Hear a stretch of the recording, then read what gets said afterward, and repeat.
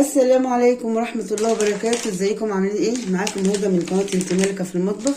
ان شاء الله هعمل معاكم الصابون السائل بالتركيبة دي. انا جايبة التركيبة دي من عند العطار. التركيبة دي بالليمون، بصوا بالليمون. هجربها معاكم واعملها. دي بتعمل بيقولوا 8 لتر، بس انا هحط 7 لتر بس. دي ازازة 2 لتر، دي 3 ازاز 2 لتر، ودي ازازة لتر، يبقى كده ايه 7 لتر. وهي ايه برائحة الليمون، ودي اسمها تركيبة التوفير. والطريقة بتبقى موجودة عليها، طريقة الاستخدام عليها اهي. احنا بقى هنعملها مع بعض ان شاء الله، واقول لكم بقى انها حلوة ولا لا. دي طريقة الاستخدام. هنجيب بقى طبعا هنجيب خليط المعجون اللي في الكيس ده، ونحطه في طبق كبير او جردل او اي حاجة. بس متنسوش بقى الاول تشوفوا القناه ودوسوا لايك واشتركوا فيها وفعلوا الجرس عشان توصلوا كل جديد. وقبل ما نبدا الفيديو ان شاء الله هنسمي الله بسم الله الرحمن الرحيم، ونصلي على الرسول صلى الله عليه وسلم صلاه تنحل بها العقد وتنفك بها الكرب. عارفين بقى ان كمان انت لما تعملي الكميه دي 8 لتر او 7 لتر هيقضوكي بقى اكتر من شهر رمضان. بقى فيه مواعين كتير انتوا عارفين، فاحنا هنعمله ونستعمله طول شهر رمضان.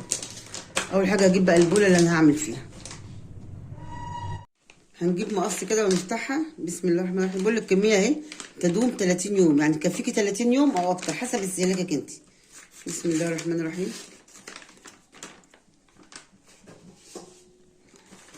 ادي ده كيس ده كيس البودره، بس هو مش بودره، هو عامل زي، مش عارفه، انا هفتحه واشوفه بودره ولا لا. ده المعجون اللي انا هستعمله ده. هنجيب بقى البوله الكبيره. ممكن تعملي لي جردل او طبق بلاستيك كبير المتاح عندك. بسم الله الرحمن الرحيم. ننزل بكل المعجون اللي في الكيس ده. انا جايباه ب25 جنيه على فكره، كان الاول كان رخيص.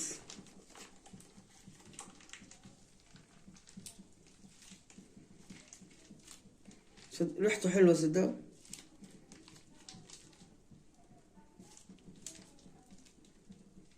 فضينا كل المعجون، ما خلناش فيه حاجه.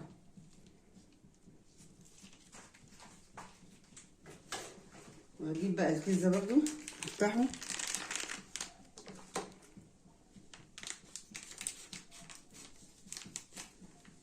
ده بودره اهو، بودره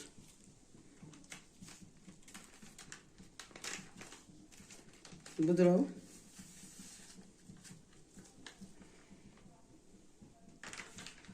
لازم بقى نمتزج المعجون بالبودره لغايه ما البودره دي تدوب خالص في المعجون. انا عندي مضرب قديم كده بس بستعمله للصابون. هفضل اضرب كده لغايه ما يمتزج والبودره تدوب. على فكره انا عملت معاكم الصابونه قبل كده بس بطريقه تانية، لما جبت صابونه وبشرتها. دي طريقه بقى، دي التركيبه الجديده، بس بصراحه ريحته جميل.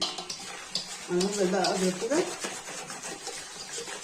لغايه ما يمتزج البودره تنعم خالص، وتبقى ايه يعني، تبقى بصي كده، بصي لا تحسي ان هي خشنه كده لما تنعم خالص. هفضل اضرب كده، ممكن بايدك عادي لو مفيش مضرب.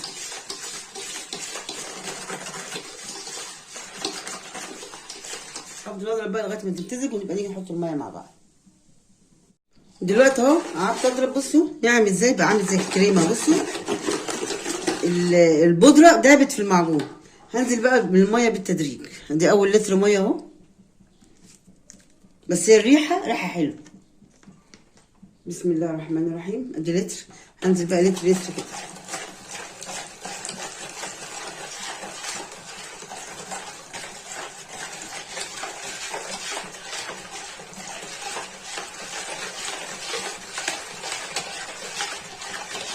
ممكن تحطي 6 لتر بس يعني، وتخليه ويبقى تيجي تستعمليه تزوديه ميه، هو لما بيقعد بيتقل.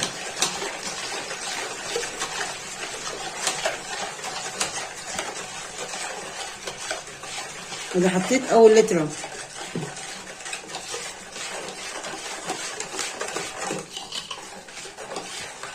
اضربي كده في اتجاه واحد. ما عندكيش مضرب ممكن معلقه خشب عادي.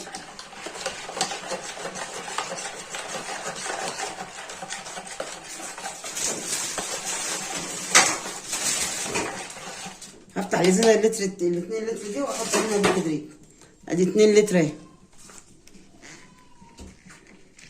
يبقى كده انا حاطه لحد دلوقتي هبقى حاطه 3 لتر. بسم الله الرحمن الرحيم.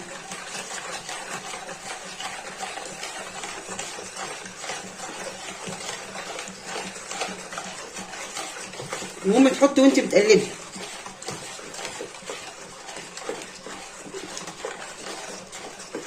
والطريقه موجوده على الكيس، يعني انت مش يعني هتعملي ان شاء الله حلو.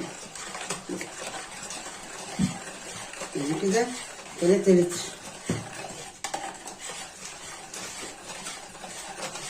احط بقى بقيه الميه مع التقليب وارجع لك.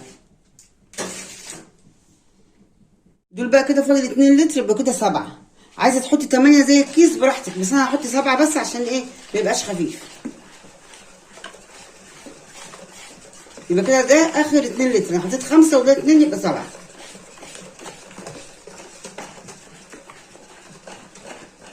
مع التقليب كده.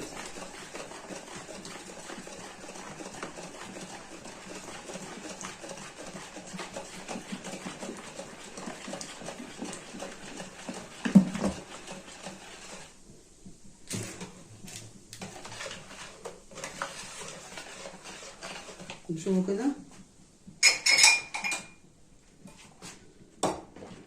بصوا هو لسه هيتقل تاني.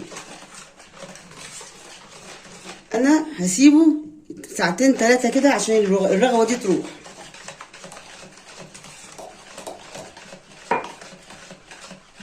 بصوا اللون عامل ازاي. هو كل ما تسيبيه كل ما هيتقل. هو كده دلوقتي خفيف. انا حاطه 7 بس، تقدري تحطي كمان 6 لو انت عايزه. هسيبه بقى كده واغطيه 3 4 ساعات كده عشان الرغوه دي تروح واعرف اعبيه في الازايز او احطه في جردل واغطيه. بس بيقول لك هنا اهو اتركيه لمده ساعتين او اكتر حتى يتم ايه الامتزاج التام ويتم اطلاق المواد النشطه للتنظيف الجيد. ولو انت عايزه تعمليه 4 لتر تحطي المعجون وتحطي نص كيس البودره، نص كيس البودره. لو هتعملي مثلا 4 لتر بس مش 8، انت اعملي 7 او 6 وحطي كل الكميه عادي. هسيبه بقى كده 4 ساعات او ساعتين زي ما قال عشان الرغوه دي بس تروح. بصوا بعد ما سيبته كده ساعتين، بصوا والرغوه راحت. بصوا تقل ازاي. كل ما تسيبيه، على فكره انا دول 8 لتر انا زودت كمان لتر، يعني كل انت ما تزودي كل ما تقلبي فيه وتسيبيه كده لمده ساعتين او 3 زي ما انا سبته 3 ساعات. شوفوا تقل ازاي. جميل جدا وريحته حلوه، واللون ده لون مصرح بيه عالميا. وكمان الصابون ده خالي من الفورمالين اللي بيأذي الايد، يعني ممكن ما عندكيش مضرب تعملي بايدك عادي. بصوا بقى اللون وجمال. في منه اصفر وفي منه ايه ازرق. وهو اسمه دهب. في منه كذا اسم، يعني اسمه دهب وجايباه ب 25 جنيه. انا دلوقتي عامل معايا 8 لتر، انا زودت كمان لتر لما لقيته تقيل قوي.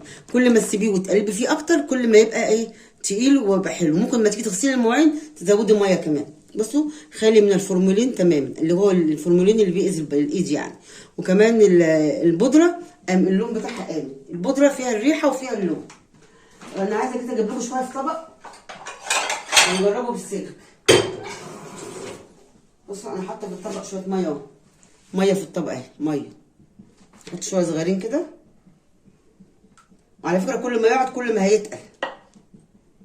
بصوا تقل ازاي، شايفين يعني. بصوا شايفين اهو كل ما هيتقل اكتر كمان. يعني بعد كده ممكن تعملي 10 لتر، كل ما تغسلي تزودي ميه في الصابون. هنجرب كده. نحطها على جنب واجيب الطبق كده اشوف حته السلكه. السلكه اهي. بصوا بقى، بصوا على فكره اختي اللي قالت لي عليه ده انا اول مره اعمله بصراحه. ناس كتير شكرت لي فيه وفيديوهات كتير كانت بتشكر فيه، واختي بتعمله وقالت لي حلو اعمليه. فانا بصوا وتقيله برضه. انا حاطه ميه وتقيل، حاطه ميه وتقيل. بصوا نشوفوا الرغوه عامله ازاي. يعني اعملوا بقى الصابون ده كده. بصوا بحط ايدي عادي، بصوا التقل، بحط ايدي عادي، بصوا تقل اهو. ازازه وحاطه فيها قمع بقى، هبدا ايه افضيه في ازايز. والله العظيم تحفه وريحته جميل. انا مش هشتري صابون تاني. بصوا عامل ازاي. بسم الله الرحمن الرحيم. تقيل حتى مش عايز ينزل من القمع. هعمل بقى كل الازايز، كل الكميه دي هحطها في ازاز ونرجع تاني. بصوا عملوا كام؟ 8 لتر، 3 ازاز، كل ازازه 2 لتر، وازازه لتر ولتر، 8 لتر. وكمان تقيل، انت ممكن تزوديه اكتر من كده كمان. والله ريحته وقوامه حلو جدا، جربوه. وعلى فكره دي تجربتي الاولى فيه. ان شاء الله بقى هعمله على طول ومش هشتريه تاني. بس امشي على الخطوات الموجوده على الكيس، هي الطريقه موجوده على الكيس وكل حاجه. ان شاء الله يعجبكم الصابون ده، وموفر اهو 8 لتر. ممكن كمان تخلوهم 10، الراجل قال لي ممكن تحط 10 لتر كمان، بس انا عملت 8 لتر عشان لما اجي استعمله احط عليه ميه عادي. وانتوا شفتوه بيرغي قد ايه لما حطيت السلكه في الطبق. تشبه لو عجبكم الفيديو دوسوا لايك واشتركوا في القناه وفعلوا الجرس عشان يوصلكم كل جديد. واسيبكم في حفظ الله ورعايته. والسلام عليكم ورحمه الله وبركاته.